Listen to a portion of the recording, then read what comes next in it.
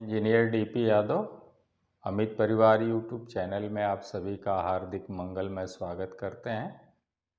हम लोग आज एक तरह से साइंस कम इलेक्ट्रिकल के क्वेश्चन देख रहे हैं। साइंस कम इलेक्ट्रिकल के क्वेश्चन देख रहे हैं जो पिछले वर्षों में एनटीपीसी आरआरबी एनटीपीसी के पूछे गए प्रश्न हैं, उनको हम लोग देख रहे हैं एक एक करके।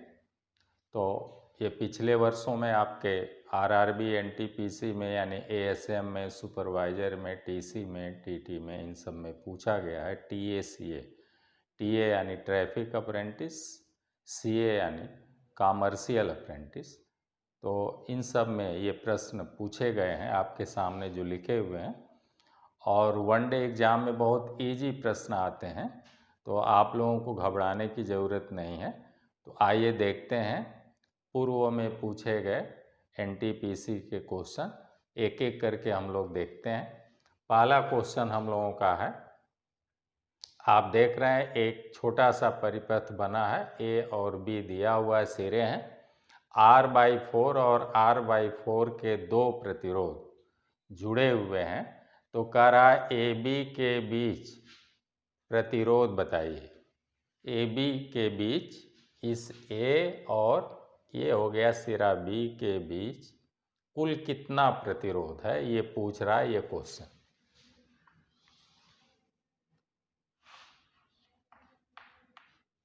तो ए बी के बीच तुल्य प्रतिरोध अथवा कुल प्रतिरोध बताना है।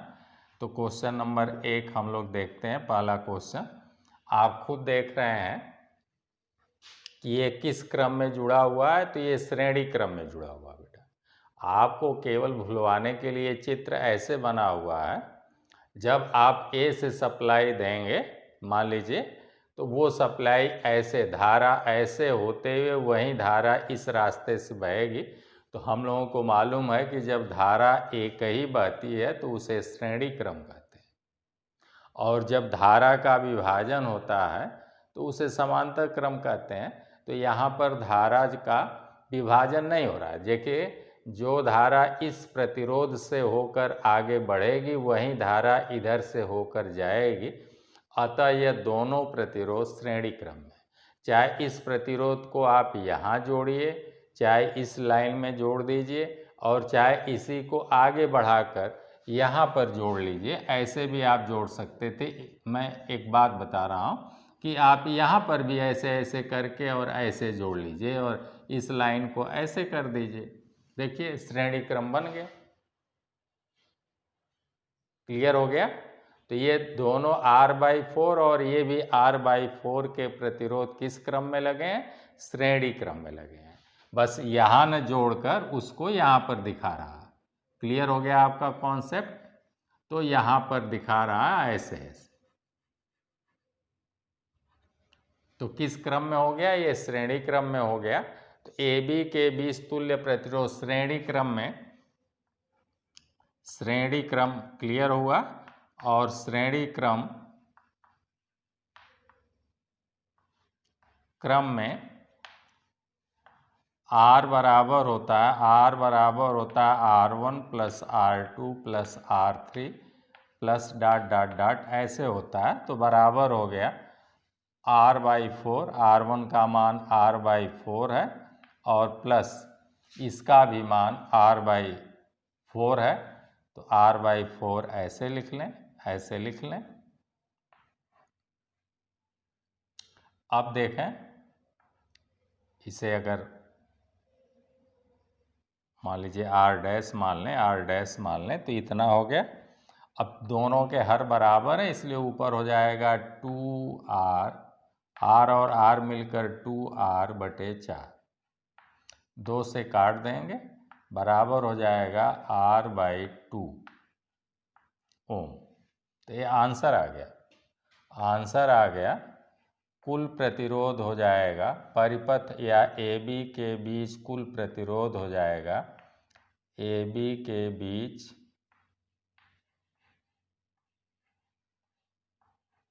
कुल प्रतिरोध या तुल्य प्रतिरोध का मान हो जाएगा R/2 ओम। ये आंसर हो गया। क्लियर हो गया पहला आंसर। अब हम लोग दूसरा क्वेश्चन देखते हैं, क्वेश्चन नंबर 2। ये सारे प्रश्न आपके आरआरबी एनटीपीसी के पूछे हुए पिछले वर्षों के प्रश्न हैं। अगला प्रश्न देखिए, यदि एक इलेक्ट्रॉन पर आवेश 1.6 × 10 के घाते -19 कूलम, इलेक्ट्रॉन पर इतना ही आवेश होता ही है और धारा 300 MA मिली एम्पियर कितना है 300 मिली एम्पियर हो तो 1 मिनट में, ये क्वेश्चन कर रहा है कि 1 मिनट में एक लैंप से कितने इलेक्ट्रॉन गुजरेंगे, ये क्वेश्चन है। आइए क्वेश्चन नंबर 2 हम लोग देखते हैं।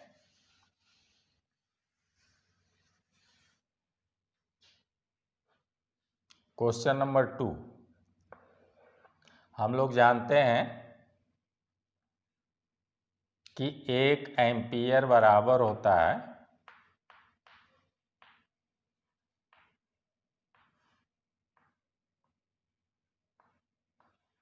6.25 × 10 के घाते 18 इलेक्ट्रॉन प्रति सेकेंड।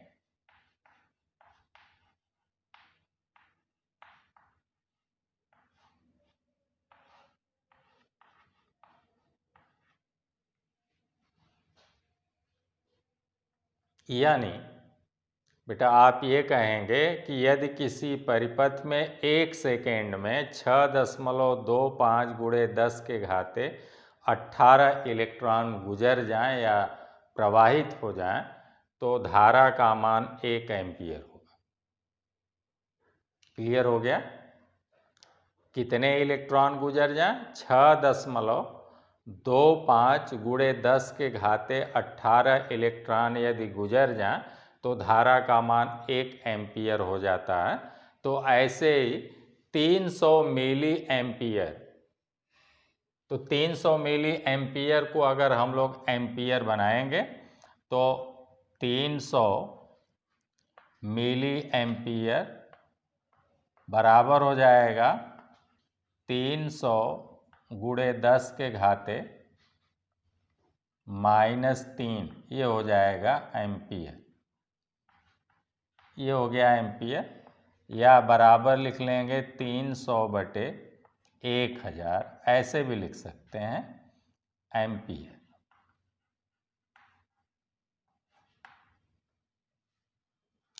तो अब आपको मालूम है कि 1 एम्पियर में इतने इलेक्ट्रॉन 1 सेकेंड में गुजरते हैं, तो इतने एम्पियर में कितने इलेक्ट्रॉन गुजरेंगे, और वो भी पूछ रहा है कि 1 मिनट में, यानी 1 मिनट बराबर 60 सेकेंड होता है, तो 60 सेकेंड में कितने, चाहे 1 मिनट कहिए अथवा 1 मिनट के जगह पर 60 सेकेंड कहिए, तो आप लिखेंगे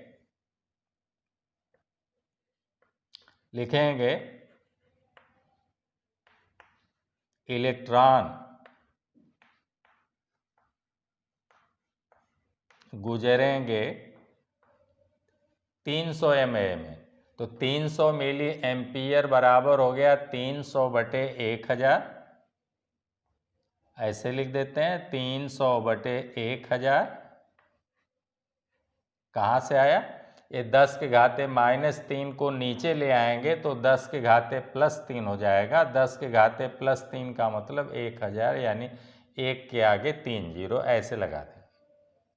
ये हो गया। अब इसमें कितने इलेक्ट्रॉन हो जाएंगे, तो इतने 1 एम्पियर में इतने इलेक्ट्रॉन, तो इतने एम्पियर में गुणे इतने इलेक्ट्रॉन हो जाएंगे 6.25 × 10 के घाते 18, ये आ गए इतने इलेक्ट्रॉन 1 सेकेंड में गुजरे। कितने सेकेंड में? 1 सेकेंड में। हमारे प्रश्न में कह रहा है कि 1 मिनट में, 1 मिनट में कितने सेकेंड होते हैं? 60 सेकेंड होते हैं, तो गुणे 60 सेकेंड कर दें। अभी तो 1 सेकेंड में इतना था, अब 60 सेकेंड। अब इसी को काट लें तो हम लोगों का आंसर आ जाएगा ये देखिए ये इससे कट गया 2 जीरो और 60 का ये जीरो कट गया। अब हम लोग गुणा कर लें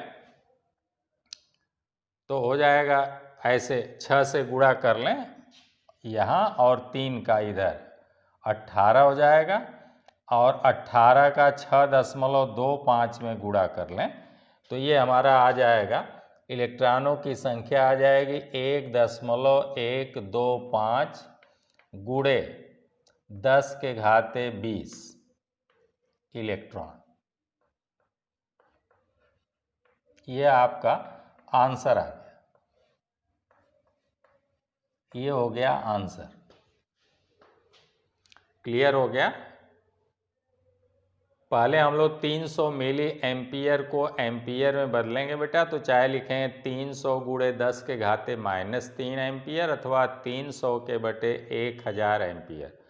और 1 एम्पियर में इतने इलेक्ट्रॉन होते हैं तो 300 बटे 1000 एम्पियर में कितने इलेक्ट्रॉन हो जाएंगे, तो हो जाएंगे 6, इसमें गुणा कर दें 6.25 गुणे 10 के घाते 18 इलेक्ट्रॉन प्रति सेकेंड गुजरेंगे। तो 1 मिनट यानी 60 सेकेंड में कितने गुजरेंगे, तो गुणे 60 कर दिया। इसी को सॉल्व कर लीजिए तो इलेक्ट्रॉन कितने गुजरेंगे उस परिपथ में या उस बल्ब से, तो आ जाएगा आंसर 1.125 गुणे 10 के घाते 20 इलेक्ट्रॉन। यहाँ 18 है, 2 और बढ़ जाएगा तो 20 हो जाएगा। इतना आएगा आंसर। तो क्वेश्चन नंबर 2 भी आपका सॉल्व हो गया। अब हम लोग क्वेश्चन नंबर 3 देखते हैं। क्वेश्चन नंबर 3 हम लोग ले लें। क्वेश्चन नंबर 3 क्या कहता है देख लें। कह रहा है कि 1000 वाट के एक हीटर का प्रयोग प्रतिदिन 2 घंटे तक पानी गर्म करने में किया जाता है, तो 10 दिनों में बिजली की खपत होगी। 10 दिनों में कितनी बिजली की खपत होगी ये क्वेश्चन पूछ रहा है। तो हम लोग यानी यूनिट पूछ रहा है कि कितने यूनिट बिजली खर्च होगी, खपत पूछ रहा है। तो हम लोग एक यूनिट किसे कहते हैं, तो 1 kWh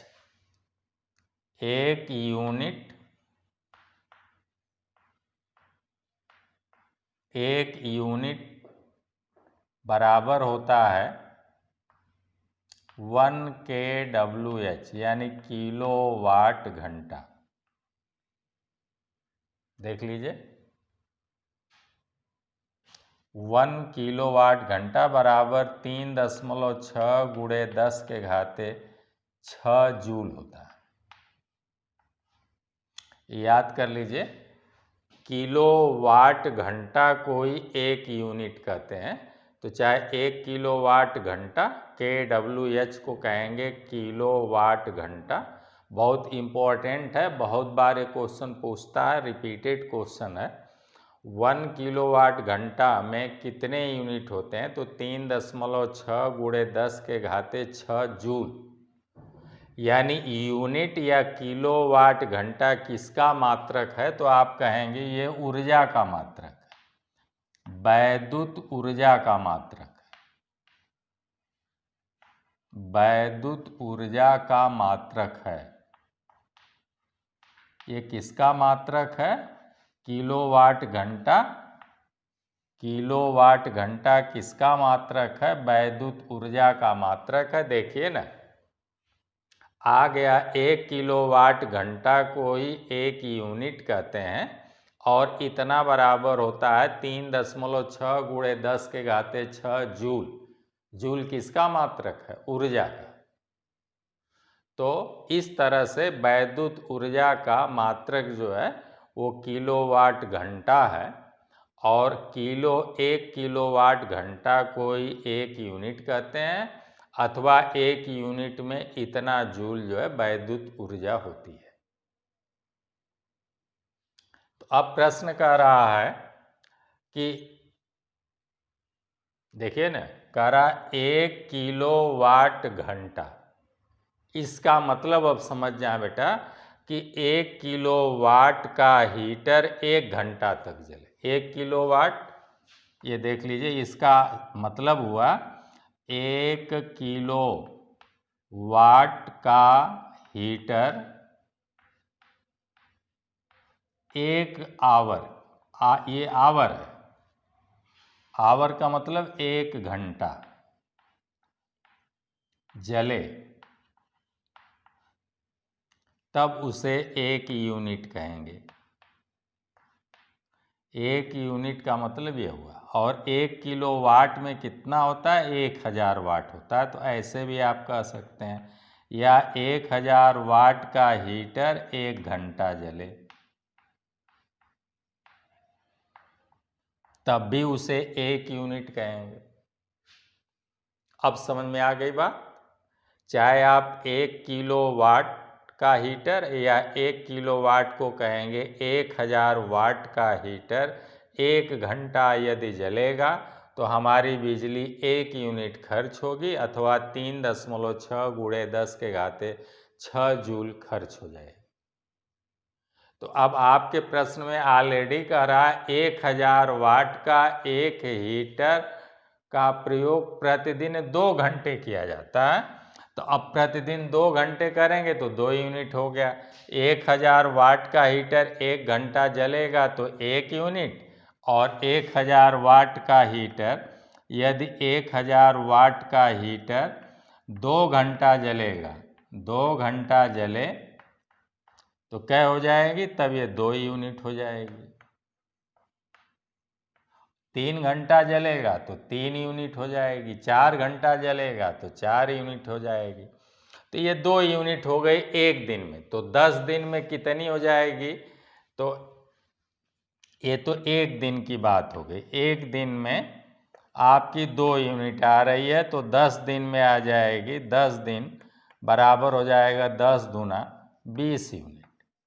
तो 10 दिन में कुल 20 यूनिट या kWh, कितना? 20 kWh ऊर्जा कंज्यूम हो जाएगी। आपका हीटर 10 दिन में 20 यूनिट खर्च करेगा, अथवा 20 kWh, जो भी आंसर आपका विकल्प में दिया रहेगा। अगर 20 यूनिट दिया है तो 20 यूनिट सही है, या 20 kWh दिया है, क्योंकि kWh यानी किलो वाट घंटा को ही यूनिट कहते हैं। ये सब आपके ASM, गुड्स गार्ड, इन सब में पूछा हुआ प्रश्न है NTPC का। तो समझ में आ गया कि 1 यूनिट को ही 1 किलो वाट घंटा कहते हैं, और 1 यूनिट बराबर, इस तरह से अब आप इसका मतलब निकालेंगे कि 1 किलो वाट का हीटर या कोई भी वस्तु या इक्विपमेंट 1 घंटे तक जलाया जाए तो उसी को 1 यूनिट कहेंगे। अथवा आप ये भी कह सकते हैं कि 1 किलो वाट बराबर 1000 वाट, तो 1000 वाट का बल्ब या हीटर या हैलोजन 1 घंटा तक जले तब भी उसे 1 यूनिट कहेंगे। तो इसी तरह से यदि 1000 वाट का हीटर 2 घंटा जलेगा तो उसे 2 यूनिट कहेंगे। और ऐसे ही लगातार 10 दिन तक जलाया जाए तो 10 दूना 20 यूनिट हो जाएगी। तो इस तरह से आपके क्वेश्चन नंबर 3 का आंसर आया 20 यूनिट अथवा 20 kWh, ये आपका आंसर। अब हम लोग क्वेश्चन नंबर 4 देखते हैं। क्वेश्चन नंबर 4 क्या कहता है?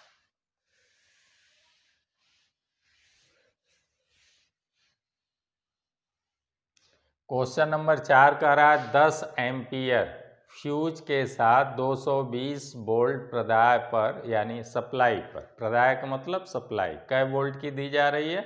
220 वोल्ट की, पर 200 वाट के कुल कितने बल्बों को सुरक्षित उपयोग में लाया जा सकता है, या उनको जलाया जा सकता है, या ऑन किया जा सकता है, उनको प्रयोग में लाया जा सकता है। 220 वोल्ट की सप्लाई दिया जाए और 10 एम्पियर का उस परिपथ में फ्यूज लगा हो, तो प्रदाय पर 200 वाट के कुल कितने बल्बों को सुरक्षित, तो पावर P बराबर VI होता है। क्वेश्चन नंबर 4 देख लें। हम लोग जानते हैं पावर P बराबर VI होता है। तो ये कितना पावर हमारा जो है ले सकता है, तो ये पावर ले सकता है V का मान 220 वोल्ट आपके प्रश्न में दिया है, तो 220 लिख देंगे यहाँ, और गुणे I का मान 10 एम्पियर दिया है, फ्यूज हमारा 10 एम्पियर ही मैक्सिमम ले सकता है, तो यहाँ I का मान 10 रख दें तो बराबर हो जाएगा 2200 वाट। कितना हो जाएगा? 2200 वाट पावर। ये आ गई फ्यूज की पावर। फ्यूज जो है हमारा 2200 वाट झेल सकता है। अब देखिए तो कह रहे हैं कि 200 वाट के कुल कितने बल्ब जलाए जा सकते हैं, तो लिखेंगे 200 वाट के बल्बों की संख्या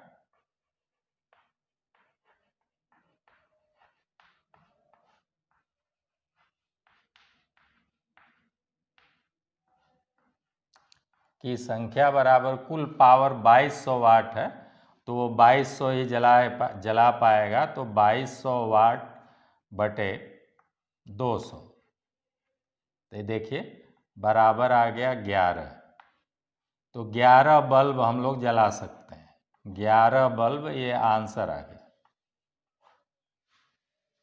अगर 10 एम्पियर का फ्यूज है तो 200 वाट के हम लोग 11 बल्ब जला देंगे, तो 11 दूना 2200 हो जाएगा, और हमारा जो है फ्यूज वायर 2200 वाट तक ले सकता है। उससे ज़्यादा जब जलाएंगे बल्ब तो हमारा धारा का मान और बढ़ जाएगा। 12वां बल्ब लगा दें, 13वां बल्ब लगा दें तो धारा का मान बढ़ जाएगा, और हमारा फ्यूज वायर गलकर टूट जाएगा, सर्किट ब्रेक हो जाएगी। मैक्सिमम उसकी कैपेसिटी 10 एम्पियर दिया हुआ। तो यहाँ से पावर एक तरह से फ्यूज की पावर हो गई, एक तरह से फ्यूज तार की पावर हो गई। तार की पावर P बराबर 2200 वाट है, और ये 200 वाट के कितने बल्बों को जला सकता है, तो 2200 बटे 200 वाट बराबर 11 बल्ब। आंसर आ गया आपका। चलिए अब हम लोग देखते हैं क्वेश्चन नंबर 5।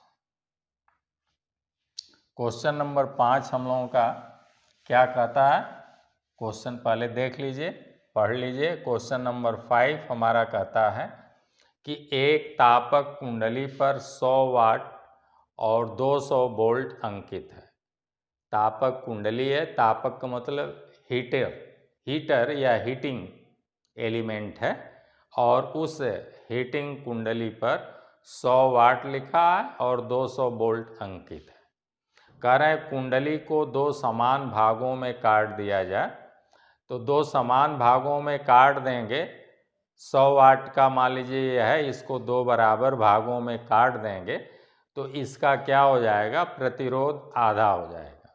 यदि पहले प्रतिरोध R था तब हो जाएगा R/2, R/2। जब प्रतिरोध आधा हो जाएगा तो इसकी शक्ति दुगनी हो जाएगी। क्लियर हो गया? 2 समान भागों में काट दिया जाता और दोनों टुकड़ों को उसी स्रोत से समांतर में जोड़ दिया जाता है, तो उससे प्रति सेकंड निकलने वाली ऊर्जा होगी। तो देख लीजिए, अभी 100 वाट बराबर 100 जूल प्रति सेकंड। 100 वाट बराबर 100 वाट को क्या लिखेंगे, 100 वाट बराबर है 100 जूल प्रति सेकंड, ऐसे। अब इसको 2 बराबर भागों में काट देंगे, तो हम लोग एक फार्मूला देखिए, पावर P बराबर जानते हैं, पावर P बराबर होता है V² R से क्या हो जाएगा, अब V² तो V² ही रहेगा, 200 है तो 200 ही रहेगा, लेकिन इसको जब 2 बराबर भागों में, ऐसे हमारा मान लीजिए कि ये तापक तार ऐसे लगा हुआ है, ये ऐसे है तापक तार, और इसे जब 2 भागों में काट देंगे बेटा, तो अब प्रतिरोध जो है आधा हो जाएगा। एक का कितना हो जाएगा, इतने का कुल R था, तो अब इतने का हो जाएगा R/2 और इधर का भी प्रतिरोध हो जाएगा R/2, क्योंकि प्रतिरोध जो है लंबाई के समानुपाती होता है। लंबाई आधी कर देंगे तो प्रतिरोध भी आधा हो जाएगा। तो अब प्रत्येक इस भाग का प्रतिरोध जो है R/2 हो गया, बराबर हो जाएगा 2V²/R। ये देखिए ना, पावर पहले से क्या हुई, इससे तुलना करिए। पावर V²/R थी, अब हो गई 2V²/R। ऐसे दूसरे की पावर हो जाएगी। ये पहले टुकड़े की हो गई, ये पहले टुकड़े की हो गई, मान लीजिए। ऐसे ही दूसरे टुकड़े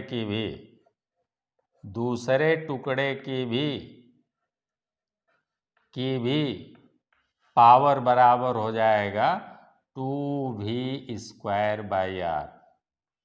ये पावर P, यहाँ पावर P, तो बराबर हो गया 2P, और ये भी बराबर हो गया 2P। देखिए ना,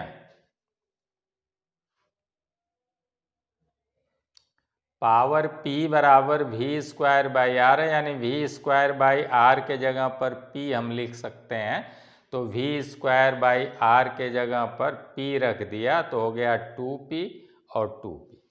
इस तरह से यदि हम किसी तापक तार को दो बराबर भागों में काट देंगे तो प्रतिरोध आधा आधा हो जाएगा और पावर दुगनी हो जाएगी। पहले की अपेक्षा पावर दुगनी हो जाएगी। तो पहले पावर थी 100 वाट, पहले पावर कितनी है, 100 वाट अथवा 100 जूल प्रति सेकेंड था। अब आधा वाला इसकी पावर हो जाएगी 100 का बजा 200। कितना हो जाएगा, ये हो जाएगा 200 और ये भी हो जाएगा 200। जस्ट पावर अब दुगनी हो जाएगी पहले की अपेक्षा। तो ये इसकी भी देखिए 2P हो जाएगी और इसकी भी 2P, और P का मान दिया है 100 वाट, तो अब हो जाएगा 200 वाट इसका भी और 200 वाट इसका भी। टोटल पावर हो जाएगी 400 वाट। तो इस तरह से दोनों टुकड़ों की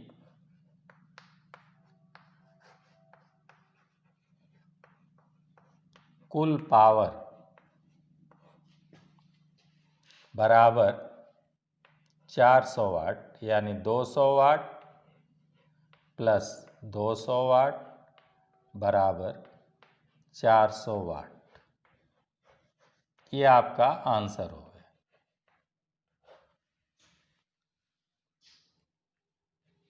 क्लियर हो गया। अब हम लोग अगला क्वेश्चन देखते हैं। ये 5वां हो गया। अब हम लोग 6ठा देखते हैं।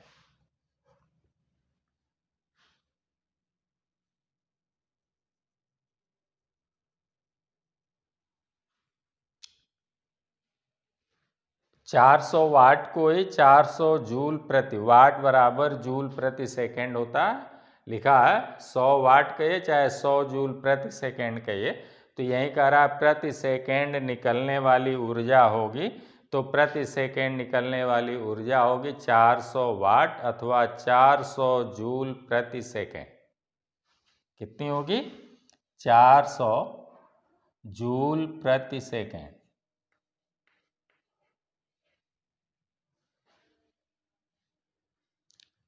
छठा क्वेश्चन कहता है 40 वाट, 60 वाट और 100 वाट के 3 बल्बों को 200 वोल्ट के मेंस के साथ श्रेणी में जोड़ा जाता है।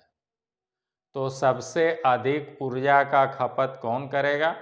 तो श्रेणी क्रम में सबसे अधिक ऊर्जा का खपत ये 40 वाट वाला करेगा और सबसे कम खपत 100 वाट वाला करेगा। 40 वाट वाले का प्रतिरोध सबसे अधिक है, चूंकि श्रेणी क्रम में जुड़ा हुआ है। इसको मिटा देते हैं और फिर देखते हैं हम लोग।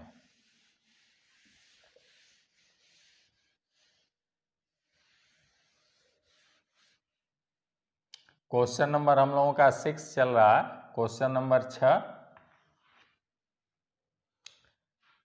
देखिए 40 वाट, 60 वाट और 100 वाट, तो इनका अगर हम लोग प्रतिरोध ज्ञात करें तो आप देखें पावर P बराबर होता है, प्रतिरोध अगर ज्ञात करें बेटा हर बल्ब का, तो पावर P बराबर V²/R होता है। इसलिए या R बराबर लिखेंगे, R बराबर लिखेंगे V²/P। तो 40 वाट वाले का अगर आप लिखें तो 200 वोल्ट के मेंस से, तो ये हो जाएगा, देखिए ना 200 का वर्ग बटे उसकी पावर है 40, तो बटे लिख दें 40, बराबर हो जाएगा 200 गुणे 200 बटे 40, काट दें 4 पचे 20, 5 दूना 10,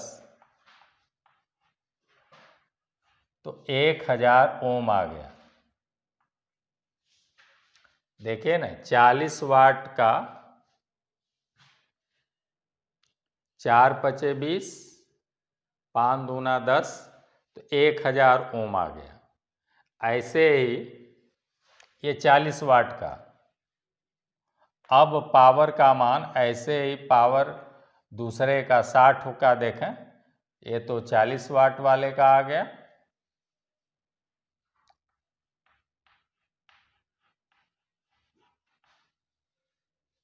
ये 40 वाट का रेजिस्टेंस आ गया। अब हम लोग देखेंगे ऐसे ही 60 वाट का, 60 वाट का R, तो लिखेंगे R बराबर V²/P। R बराबर, ये फार्मूला लगा दीजिए, V²/P। तो R बराबर V² हो गया 200 गुणे 200 बटे P 60, ऐसे काट दीजिए, 6 त्रिक 18, 2 20, 6 त्रिक 18, 6 त्रिक 18, ऐसे हो गया। 2 से गुणा कर लीजिए, ये हो गया 333, यहाँ का हटा दीजिए तो 666, तो बराबर 666 ओम आ गया। ऐसे ही 100 वाट का ज्ञात कर लीजिए, 100 वाट का रेजिस्टेंस R बेटा ज्ञात कर सकते हैं आप, तो R बराबर लिखेंगे 200 गुणे 200 बटे 100, 100 दूना 200, 2 दूना 400, तो 400 ओम है। तो आप देख रहे हैं कि जितने वाटेज ज़्यादा होता उसका रेजिस्टेंस उतना कम होता, और इस तरह से 100 वाट का रेजिस्टेंस मात्र 400 ओम आ रहा है, 60 वाट का रेजिस्टेंस 666 ओम आ रहा है, और 40 वाट का रेजिस्टेंस 1000 ओम आ रहा है। अब देखें, इनको कह रहा है तीनों को, बल्बों को मेंस के साथ श्रेणी क्रम में जोड़ा जाता है। तो इनको अब श्रेणी क्रम में, एक तरह से बल्ब है या ये रेजिस्टेंस हो गए, अब इन रेजिस्टेंसों को हम लोग श्रेणी क्रम में जोड़ दें, तो ऐसे जोड़ देंगे, देखिए ना ऐसे जोड़ दें श्रेणी क्रम में। ये आपका एक बल्ब हो गया, ऐसे एक बल्ब ये हो गया, फिर दूसर का बल्ब ये हो गया, फिर तीसर का बल्ब ये हो गया, ऐसे हम लोग श्रेणी क्रम में जोड़ देते हैं। ऐसे श्रेणी क्रम में जोड़ दिया और यहाँ से 200 वोल्ट की सप्लाई दे दिया श्रेणी क्रम में जोड़कर, ऐसे।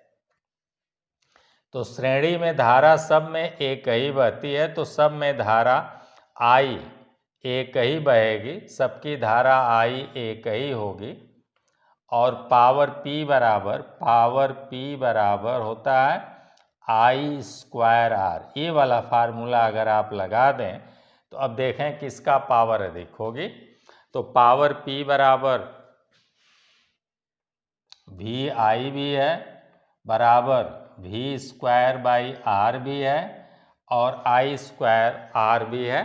तो हम लोग आई स्क्वायर आर वाला फार्मूला यदि लगा दें बेटा, तो अगर इसे हम मान लें कि ये जो है 100 वाट का है, ये जो है 60 वाट का है और ये जो है 40 वाट का है, चाहे जिसको आप मान लीजिए। तो अब आप देखिए, चूंकि धारा सब में एक ही बह रही है, आई सबकी एक ही है, श्रेणी क्रम में धारा सब में एक ही बहती है, अतः इस आई स्क्वायर सबके लिए कॉमन हो जाएगा, इससे कोई फर्क नहीं पड़ेगा। अब जिसका आर अधिक होगा उसी की पावर भी अधिक होगी, जिसका आर कम होगा उसकी पावर भी कम होगी। तो आर किसका अधिक है? तो आर अधिक है आपका 40 वाट वाले का आर जो है 1000 ओम है। देखिए ना, आया है। उसका रेजिस्टेंस कितना आया है? आर का मान उसका आया आर बराबर वी स्क्वायर बाई पी से 40 वाट वाले का 1000 ओम। तो इसी का यहाँ 1000 मान रख दिया जाएगा। तो इसी बल्ब की 40 वाट वाले की पावर सबसे कम होगी, सबसे अधिक होगी। अब पूछेगा सबसे कम किसकी होगी? तो जिसका रेजिस्टेंस सबसे श्रेणी क्रम में कम होता है बेटा, उसी की पावर भी सबसे कम हो जाएगी। तो 100 वाट का आर रेजिस्टेंस जो है मात्र 400 ओम है, तो यहाँ 400 से गुणा हो जाएगा। अतः जो है 100 वाट वाला सबसे डीम जलेगा, सबसे धीमा जलेगा और सबसे अधिक जो है वो 40 वाट वाला प्रकाश देगा या अधिक तेज जलेगा। तो कह रहा है कि अधिक ऊर्जा का खपत कौन करेगा? तो 40 वाट वाले का रेजिस्टेंस अधिक है, यही सबसे तेज जलेगा, अतः सबसे अधिक ऊर्जा की खपत आपका 40 वाट वाला करेगा। आंसर हुआ 40 वाट। क्लियर कॉन्सेप्ट हो गया? अब हम लोग जो है अगला क्वेश्चन देखते हैं। अगला क्वेश्चन आपका 7वें नंबर पर आते हैं, इसको मिटा देते हैं। उम्मीद करते हैं आपको एकदम अच्छी तरह से समझ में आ गया होगा। क्वेश्चन नंबर 7 हम लोग लेते हैं। क्वेश्चन नंबर 7 कह रहा है 4 ओम के 4 कुंडलियां श्रेणी क्रम में जुड़ी हैं। कुंडली हैं, उनका कुछ न कुछ रेजिस्टेंस है और वो रेजिस्टेंस दिया है 4 ओम। ऐसे लिख देते हैं, 4 ओम के 4 कुंडलियां श्रेणी में जुड़ी हैं, तो उनका तुल्य प्रतिरोध आप जानते हैं कि श्रेणी क्रम में R बराबर होता है R1 plus R2 plus R3 plus dot dot dot dot ऐसे। तो बराबर 4 ओम की 4 हैं, तो 4 धन 4 धन 4 धन 4, 4 कुंडलियां हो गई। इनका प्रतिरोध 4 ओम 4 ओम 4 ओम 4 ओम बराबर हो गया 16 ओम। सीधे आंसर आ गया। 1 सेकेंड का ये आंसर है, ऐसे आ गया। एक क्वेश्चन नंबर हम लोगों का 7 भी हो गया। कोई डाउट? अगला क्वेश्चन हम लोग देखते हैं, 8वां क्वेश्चन। कह रहे हैं 5 ओम के 3 प्रतिरोध श्रेणीबद्ध होकर 1.5 वोल्ट के सेल से जुड़े हैं। तो आपका 8वां क्वेश्चन का परिपथ अगर हम लोग बनाओ, 5 ओम के 3 प्रतिरोध, तो 5 ओम के 3 प्रतिरोध ऐसे लगा देते हैं। ये 3 प्रतिरोध हो गए 5 ओम के, और ये जो है 1.5 वोल्ट 1.5 V की सप्लाई से ऐसे जुड़े हुए। ये भी 5 ओम है, ये भी 5 ओम है और ये भी 5 ओम है। कुल प्रतिरोध R बराबर R1 plus R2 plus R3 से देखेंगे तो कैपिटल R बराबर हो गया 5 धन 5 धन 5 बराबर 15 ओम। अब हम लोग लिखेंगे धारा पूछ रहा है तो परिपथ में प्रवाहित धारा का मान, तो हम लोग लिखेंगे V बराबर IR से। V का मान 1.5 दिया तो यहाँ लिखेंगे 1.5 बराबर I गुणे R का मान दिया है, ये 15 ओम आ गया तो 15 लिख देंगे। अतः I बराबर लिखेंगे, अतः यहीं से पक्षांतर करेंगे बेटा तो लिखेंगे I बराबर 1.5 बटे 15, दशमलव लगा दें यहाँ ऐसे बेटा, तो हो गया, एक बार भाग चली जाएगी, ये 15 इकाइयाँ 15, तो हो गया 0.1 एम्पियर। ये आंसर आ गया। कितनी धारा बहेगी? 0.1 एम्पियर। 8वां क्वेश्चन क्लियर हो गया। अब मिटा देते हैं, अब आते हैं हम लोग 9वें क्वेश्चन पर। 9वां क्वेश्चन देखिए क्या कहता है।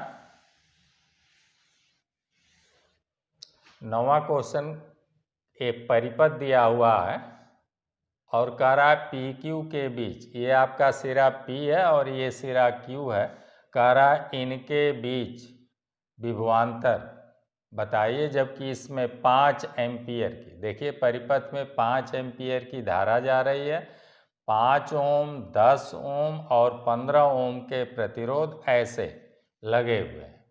तो आपको मालूम है कि ये दोनों प्रतिरोध जो है वो समांतर क्रम में लगे हुए हैं। जो धारा आएगी कुछ इधर से जाएगी और कुछ इधर से हो जाएगी, धारा का विभाजन हो जा रहा है, कुछ धारा इस रास्ते से जाएगी और कुछ इस रास्ते से जाएगी। अतः ये दोनों जो है समांतर क्रम में है, तो इन्हें समांतर क्रम में हम लोग 9वां क्वेश्चन देख रहे हैं, तो इन्हें समांतर क्रम में पहले जोड़ लें, तो लिखेंगे 1/r बराबर 1 बटे ये 10 और प्लस 1/15, ऐसे होता है बेटा। समांतर क्रम में 1/r बराबर 1/r1 plus 1/r2 plus 1/r3 से जोड़ते हैं। तो अगर लघुत्तम हम लोग 30 ले लें, कितना आ गया लघुत्तम? 30 ले लें तो 10 3 या 30 और प्लस 15 दूना 30, तो ये बराबर हो गया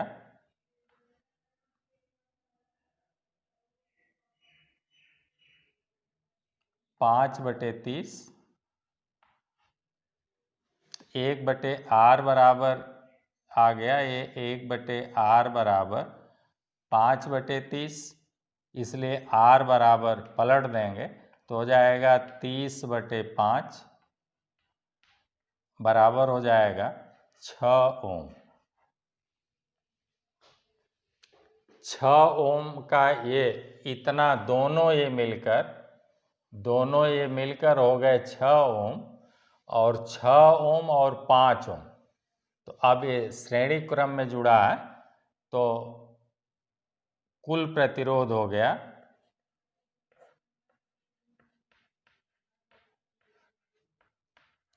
कुल प्रतिरोध श्रेणी क्रम में हो गया, तो इसका 6 ओम और इसका 5 ओम हो गया 6 और प्लस 5 बराबर 11 ओम। अब कह रहा है पी क्यू के बीच विभवांतर, तो विभवांतर V बराबर IR होता है, तो V बराबर IR से बराबर I का मान दिया 5 और गुणे R का मान आया है 11। कितना आया है? R का मान 11, तो 11 यहाँ पर लिख दीजिए, ये देखिए 11 ओम आया। V बराबर IR, I 5 एम्पियर जा रही है और परिपथ का कुल प्रतिरोध हमने लिख दिया 6 5 11, इसका मान आया बेटा 6 ओम और ये श्रेणी क्रम में 5 ओम जुड़ा है, तो R बराबर R1 plus R2 plus R3 से जोड़ देंगे, तो ऐसे हो गया 11 × 5 = 55 वोल्ट। ये आपका आंसर हो गया। क्वेश्चन नंबर 9 भी सॉल्व हुआ। अब हम लोग क्वेश्चन नंबर 10 देखते हैं। क्वेश्चन नंबर 10 यही है। ऐसे 3 प्रतिरोध जो है, देखिए चित्रानुसार 3 प्रतिरोध ए और बी के बीच जुड़े हुए हैं, तो कह रहा है ए बी के बीच तुल्य प्रतिरोध बताइए। ए बी के बीच ही तुल्य प्रतिरोध बताना है। क्वेश्चन नंबर 10 इसी को देख रहे हैं हम लोग। तो यहाँ पर ध्यान से देखिए, चाहे ये प्रतिरोध ऐसे जोड़ दिया जाए बेटा, अथवा ये कोना यहाँ से हटाकर हम ये ऐसे जोड़ दें यहाँ, और ये वाला कोना हटाकर यहाँ पर ऐसे जोड़ दें, तो अब आपको दिख रहा होगा कि ये तीनों समांतर क्रम में जुड़े हुए हैं। जो धारा जाएगी ऐसे आई अगर चलेगी तो कुछ इस रास्ते में आएगी, कुछ इस रास्ते में, कुछ इस रास्ते से, ऐसे परिपथ, फिर ऐसे परिपथ, फिर ऐसे परिपथ। तो चाहे इस प्रतिरोध को आप यहाँ कॉर्नर से जोड़िए, चाहे ऐसे जोड़ दीजिए, ये यहाँ से ऐसे ऐसे जोड़ दीजिए, कोई फर्क नहीं पड़ता। तीनों समांतर क्रम में, केवल आपको भुलवाने के लिए जो है वो ऐसे जोड़ दिया गया है, ऐसे जोड़ दिया गया ताकि आप कंफ्यूज हों कि ये जो है किस क्रम में माना जाएगा। तो अब आपके समझ में आ गया कि सारे प्रतिरोध जो है वो तीनों जो है 10-10 ओम के किस क्रम में है, ये समांतर क्रम में है। तो समांतर क्रम में फार्मूला है 1/R बराबर 1/R1 plus 1/R2 plus 1/R3। तो इसी से जोड़ देंगे तो 1/R बराबर आ जाएगा 1/10 धन 1/10 धन 1/10 बराबर, हर दोनों के तीनों के बराबर हैं तो सीधे ऊपर वाली संख्या जुड़ जाएगी 3/10। ये हमें 1/R का मान नहीं ज्ञात करना, हमें R का मान ज्ञात करना। तो इस भिन्न को पलट देंगे तो ये भी भिन्न पलट जाएगा, तो हो जाएगा 10/3 बराबर 3 तिरिक के 9.33, ऐसे आ जाएगा इतना ओम। तो इस तरह से परिपथ देखिए 10-10 ओम के कुल प्रतिरोध ऐसे तीनों समांतर क्रम में हैं, और समांतर क्रम में जब इस फार्मूले से जोड़ा जाता है तो कुल प्रतिरोध का मान या परिपथ का कुल प्रतिरोध आ गया। कुल प्रतिरोध R बराबर आ गया, कुल प्रतिरोध R बराबर आ गया 3.3 ओम, 3 ओम। तो इस तरह से आपका क्वेश्चन नंबर 10 भी सॉल्व हो गया। तो अब उम्मीद करते हैं कि सारा प्रश्न जो आपके आरआरबी एनटीपीसी में पिछले वर्षों में पूछा गया था वो आपको अच्छी तरह से सब समझ में आ गया होगा। ऐसा ही वीडियो फिर लेकर आएंगे जल्दी ही अगला। तब तक के लिए आप लोगों को ढेर सारी मंगलमय शुभकामनाएं। धन्यवाद।